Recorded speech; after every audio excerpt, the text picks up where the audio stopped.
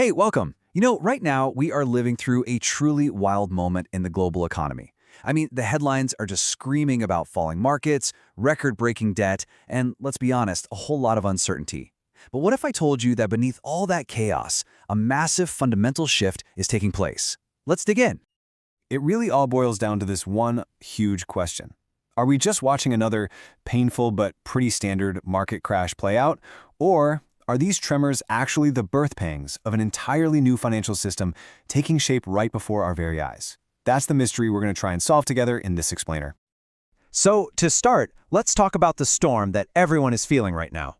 We got to look at the symptoms that are all over the financial news and, frankly, causing a ton of anxiety.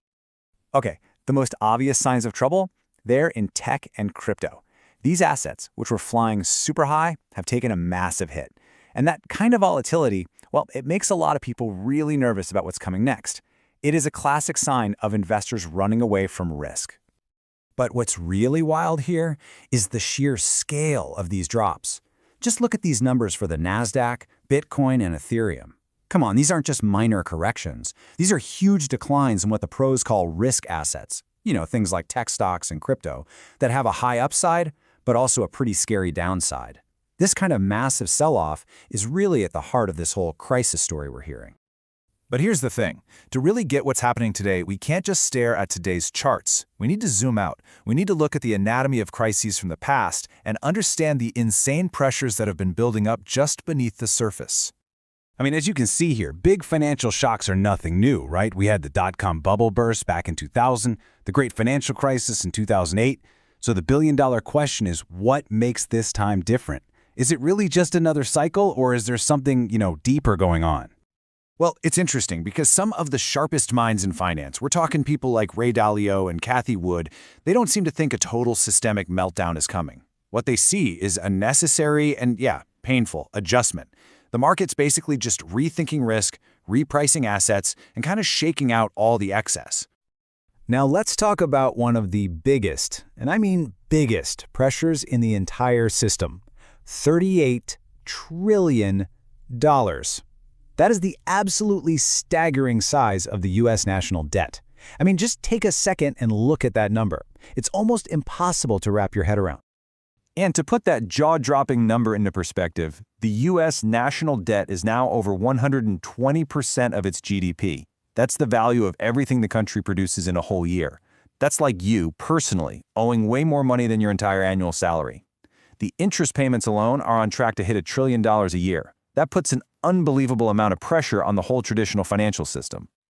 But here's where the story takes a really fascinating turn.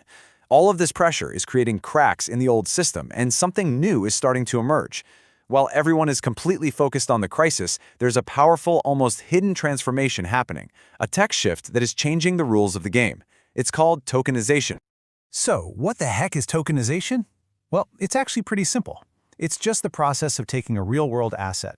Think a bond, a piece of real estate, maybe a share of stock, and turning the ownership rights into a digital token that lives on a blockchain. It basically makes physical stuff digital.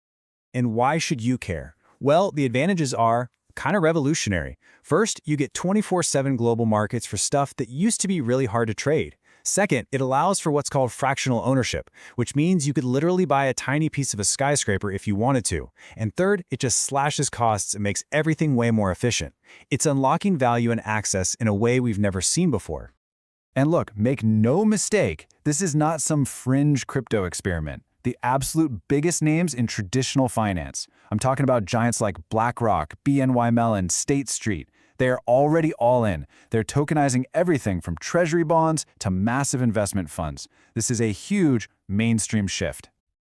Okay, so this whole transformation isn't happening in a bubble. It's playing out on a giant global chessboard, and it's forcing major world economies to completely rethink their game plan, especially as the world's economic center starts to shift.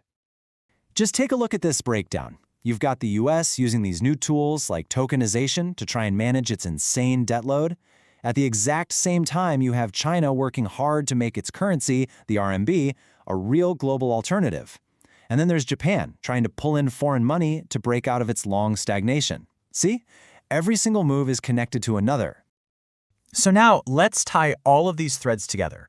We've seen the crisis that's happening on the surface and the deep structural transformation that's happening underneath. So how do they connect? Well, this right here is the core idea of this whole story. The best way to think about this is like an iceberg. What we all see on the surface, the part above the water, that's the crisis. That's the market volatility, the scary headlines, all that short-term pain. But that's just the tip. The real story, the massive, hidden part of the iceberg beneath the waves, is the transformation, this huge, long-term structural change of asset tokenization. The crisis we're all feeling is just the friction from this enormous, hidden shift. The pain is just a symptom of the transformation. So, where do we go from here? Well, we can see 3 different paths this could take. Maybe it's a controlled correction, where the market just bounces back. Or maybe it's a slow, steady reconfiguration, as tokenization just becomes the new normal. Or it could be a much faster crisis, if all that debt pressure forces a more radical, sudden change. Honestly, the path we take will really depend on how countries and investors decide to adapt. So when you boil it all down, here's what's really happening. We are watching an old system straining at its limits. Right at the exact same time, the architecture for a new system is being built right alongside it. All this volatility we're feeling, it's just the friction between these two worlds. And that leaves all of us with one final, very personal question.